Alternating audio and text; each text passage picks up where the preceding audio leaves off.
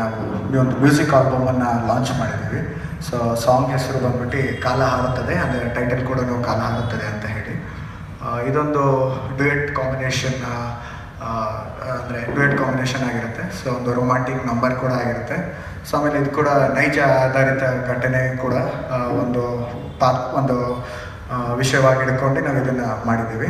So ಈ ಮುಂಚೆ ನಾನು ಸಾಕಷ್ಟು ಸಿನಿಮಾಗಳು ಕೊರಿಯೋಗ್ರಫಿ ಮಾಡಿದ್ದೀನಿ, ಇಲ್ಲಿಗೆ ಪಯಣ ಯಾವುದೋ ದಾರಿ, ಆಮೇಲೆ ನನ್ನ ಸಿನಿಮಾ ಕೂಡ ನಾನೇ ಕೊರಿಯೋಗ್ರಫಿ ಕೂಡ ಮಾಡಿರೋದು.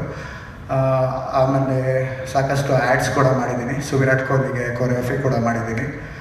ಜೊತೆಯಲ್ಲಿ ನಾನೊಂದು ಸಂಸ್ಥೆ ಕೂಡ ನಡೆಸ್ತೀನಿ, ಗ್ಲಿಟರ್ಸ್ ಅಂತ ಹೇಳಿ. ಸೊ ಡ್ಯಾನ್ಸ್ ಮತ್ತು ಫಿಟ್ನೆಸ್ ಸೆಂಟರ್ ಕೂಡ ಇದೆ ಜಯನಗರಲ್ಲಿ. ಸೊ ಈಗ ನಾವು ಈ ಸಾಂಗ್ ಬಂದು ಬೇಸಿಕಲಿ ನಾವು ಒಂದು ಕೆಲವು ವಿಷಯಗಳನ್ನು ನಾವು ಮರಿಬೇಕಾದ್ರೆ, ಕೆಲವೊಂದು ವಿಷಯಗಳನ್ನ ನಾವು ಖುಷಿ ಪಟ್ಟಾಗ ಸೊ ಮ್ಯೂಸಿಕ್ ಅನ್ನೋದು ಸಖತ್ ಇಂಪಾರ್ಟೆಂಟ್ ರೋಲ್ ಪ್ಲೇ ಆಗುತ್ತೆ. ಸೊ ಏನಕ್ಕೆ ಅಂದರೆ ನಾವು ಖುಷಿಯಾಗಿದ್ದಾಗಲೂ ಒಂದು ಸಾಂಗ್ ಇನ್ಸ್ಪೈರೇಷನ್ ಬೇಸಲ್ಲಿ ನಾವು ಸಾಂಗನ್ನು ಕೇಳ್ತೀವಿ. ಕೆಲವೊಂದು ಸತಿ ನಾವು ದುಃಖದಲ್ಲಿದ್ದಾಗಲೂ ಒಂದು ಹಾಡುಗಳನ್ನ ಕೇಳ್ತಾ ಹೋಗ್ತೀವಿ. ಸೊ ಈ ಒಂದು ಮೇನ್ ಅಂದರೆ ನನ್ನ ಚಿಕ್ಕ ವಯಸ್ಸಿಂದನೂ ಒಂದು ಇಂಟ್ರೆಸ್ಟ್ ಇತ್ತು. ಸೊ ಒಂದು ಸಾಂಗ್ ಮಾಡಬೇಕು, ಒಂದು ಮ್ಯೂಸಿಕ್ ಆಲ್ಬಮ್ ಮಾಡಬೇಕು ಅಂತ ಹೇಳಿ. ಅದೊಂದು ಮೈಕಲ್ ಜಾಕ್ಸನ್ ನನಗೆ ಆ್ಯಕ್ಚುಲಿ ಬಂದು ಮೇನ್ ಇನ್ಸ್ಪಿರೇಷನು. ಸೊ ಆ ಒಂದು ಬೇಸ್ ಇಟ್ಕೊಂಡೆ ಈಗ ಒಂದು ಫಸ್ಟು ನಂದಿದು main debut album song, individual album song. ಈ ಮುಂಚೆ ಬಂದು ಒಂದು ಹಿಂದಿ ಆಲ್ಬಮ್ ಸಾಂಗ್ ಕೂಡ ಮಾಡಿದ್ದೀನಿ, ಬಟ್ ಅದು ಬಂದು ಒಂದು ಪೇಟ್ರಿಯಾಟಿಕ್ ಸಾಂಗ್ ಆಗಿರುತ್ತೆ, ಜೈ ಹೋ ಅಂತ ಹೇಳಿ. ಸೊ ನನ್ನ ಲೈಕ್ ಕಲಾವಿದರಾಗಿ, ನನ್ನ ಕೋ ಆರ್ಟಿಸ್ಟ್ ಆಗಿ ಲೈಕ್ ಹರಿತಾ ಅಂತ ಹೇಳ್ಬಿಟ್ಟು ಈ ಸಾಂಗೆಲ್ಲ ಇಂಟ್ರಡ್ಯೂಸ್ ಮಾಡ್ತಾ ಇದ್ದೀನಿ. ಸೊ ಈಗ ಅವರು ಕೂಡ ಸಾಕಷ್ಟು ಸಿನಿಮಾಗಳು ಮಾಡಿದ್ದಾರೆ. ಸೊ ಜೊತೆಲಿ ಆ್ಯಡ್ಸ್ ಕೂಡ ಮಾಡ್ತಾರೆ. ಸೊ ನನ್ನ ಪಾರ್ಟ್ನರ್ ಆಗಿ ಅಶ್ವಿನಿ ಅಂತ ಹೇಳಿ, ಅಶ್ವಿನಿ ಗುರುಚರಣ್ ಅಂತ ಹೇಳಿ. ಸೊ ಜೊತೆಗೆ ಇವ್ರದ್ದು ಕೂಡ ಪ್ರೊಡ್ಯೂಸ್ ಮಾಡಿದ್ದಾರೆ. ಸೊ ಆಮೇಲೆ ಕಾಸ್ಟ್ಯೂಮ್ ಡಿಸೈನರ್ ಕೂಡ ಹೌದು. ಜೊತೆಲಿ ನನ್ನ ಕ್ಯಾಮ್ರಾಮನ್ ಆಗಿ ನನ್ನ ಫಸ್ಟ್ ಸಾಂಗಿಗೆ ಕ್ಯಾಮ್ರಾಮನ್ ಆಗಿ ಅಯಾಂಕ್ ಅಂತ ಹೇಳಿ. ಸೊ ನಮ್ಮ ಬ್ಲ್ಯಾಕ್ ಶಿಪ್ ಸಿನಿಮಾಗೆ ಅಸೋಸಿಯೇಟ್ ಆಗಿ ವರ್ಕ್ ಕೂಡ ಮಾಡಿದರು. ಜೊತೆಲಿ ನಮ್ಮ ಎಡಿಟ್ರು ಆಕಾಶ್ ಮಹೇಂದ್ರಕರ್ ಅಂತ ಹೇಳಿ.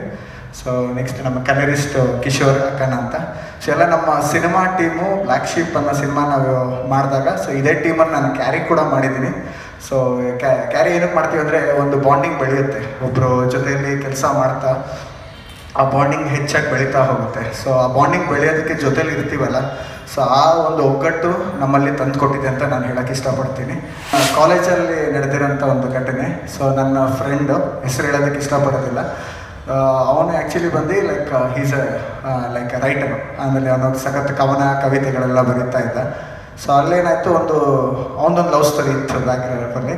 ಸೊ ಆ ಟೈಮಲ್ಲಿ ಏನಾಯಿತು, ಇಬ್ಬರಿಗೂ ಅಂದರೆ ಫ್ಯಾಮಿಲಿ ರೆಸ್ಟ್ರಿಕ್ಷನ್ಸ್ ಇತ್ತು, ಮದುವೆ ಆಗಬಾರ್ದು ಅಂತ. ಕೊನೆಯಲ್ಲಿ ಒಂದು ಒಪ್ಪಿಗೆ ಸಿಕ್ಕಿ ಆದಮೇಲೆ ಏನಾಯಿತು, ಲೈಕ್ ಹುಡುಗಿದು ಡೆತ್ ಆಗುತ್ತೆ. ಸೊ ಆ ಒಂದು ಇದರಲ್ಲಿ ಅವ್ನು ಗುಂಗಲ್ಲಿದ್ದು ಲೈಕ್ ಅವಳನ್ನ ಮರೆಯೋಕ್ಕಾಗದಿರೋ ಸನ್ನಿವೇಶದ ಟೈಮಲ್ಲಿ ಅವನು ಕೂಡ ಸೂಸೈಡ್ ಮಾಡ್ಕೊಳ್ತಾನೆ ಇನ್ಫ್ಯಾಕ್ಟು. ಸೊ ಈ ಕಂಪ್ಲೀಟಾಗಿ ಒಂದು ಟ್ರಾಜಿಕ್ ಇನ್ಸಿಡೆಂಟ್ ಆಗಿರೋದ್ರಿಂದ ಸೊ ನಮಗೂ ಒಂಥರ ಅವ್ನಿಗೇನೋ ಒಂದು ಟ್ರಿಬ್ಯೂಟಾಗಿ ಏನೋ ಕೊಡಬೇಕು, ಏನಾರೋ ಮಾಡಬೇಕು ಅನ್ನೋದೊಂದು ಆಸೆ ಕೂಡ ಇತ್ತು. ಸೊ ಈ ಒಂದು ಸಾಂಗ್ ಮುಖಾಂತರ ನಾನು ತಂದಿದ್ದೀನಿ ಅಂತ ನಾವು ಹೇಳೋದಕ್ಕೆ ಇಷ್ಟಪಡ್ತೀನಿ ಸರ್. Thank you. ಎಲ್ಲರೂ ಬಂದಿದ್ದೀರಾ ನಮ್ಮನ್ನು ಸಪೋರ್ಟ್ ಮಾಡೋಕ್ಕೆ, ನಮ್ಮ ಸಾಂಗ್ನ ಸಪೋರ್ಟ್ ಮಾಡೋಕ್ಕೆ ಬಂದಿದ್ದೀರಾ. ತುಂಬ ಖುಷಿ ಆಗ್ತಿದೆ, ತುಂಬ ಎಕ್ಸೈಟೆಡ್ ಆಗಿದ್ದೀನಿ. ಯಾಕಂದರೆ ಸ್ವಲ್ಪ ನರ್ವಸ್ಸು ಇದ್ದೀನಿ. ತುಂಬ ದಿನ ಆದಮೇಲೆ ಒಂದು ಆಲ್ಬಮ್ ಸಾಂಗ್ ಮಾಡಿದೆ.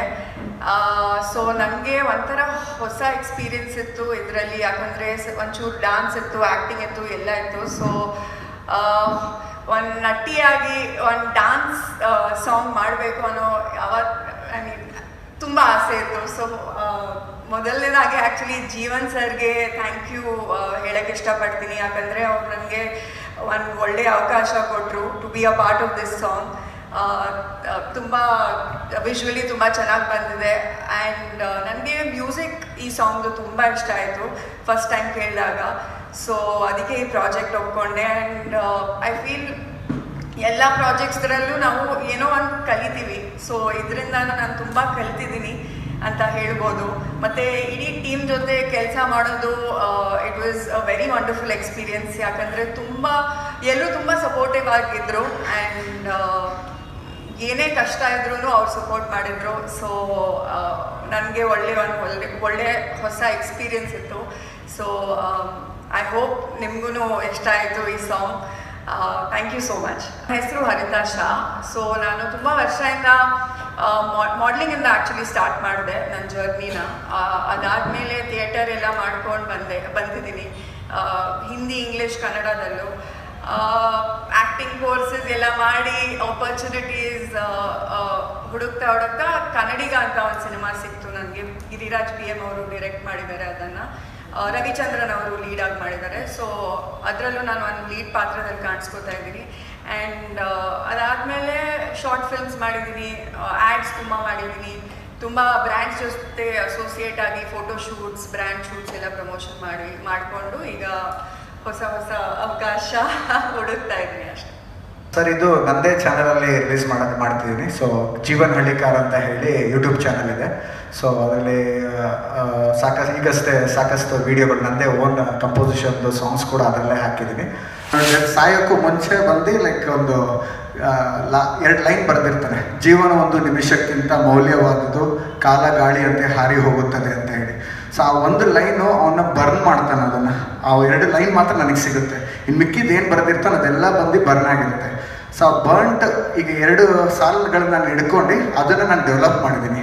ಸೊ ಜೀವನ ಒಂದು ನಿಮಿಷಕ್ಕಿಂತ ಅವನು ಬರೆದಿರೋಂಥ ಫಸ್ಟ್ 2 ಸಾಲುಗಳನ್ನ ಹಿಡ್ಕೊಂಡು ಅದನ್ನು ನಾನು ಡೆವಲಪ್ ಮಾಡಿ ಕಾಲ ಹಾರುತ್ತದೆ ಅನ್ನೋದು ಇನ್ನೊಂದೊಂದು ಕಾಂಬಿನೇಷನ್ ಇಟ್ಕೊಂಡು, ಜೀವನ ಅನ್ನೋದೊಂದು ಅತಿ ಅಮೂಲ್ಯವಾದ ಅಂಶ ಅಲ್ವಾ. ಸೊ ನಾವು ಯಾವತ್ತು ಇರ್ತೀವಿ, ಯಾವತ್ತು ಹೋಗ್ತೀವಿ ಅನ್ನೋದು ಗೊತ್ತಿರಲ್ಲ.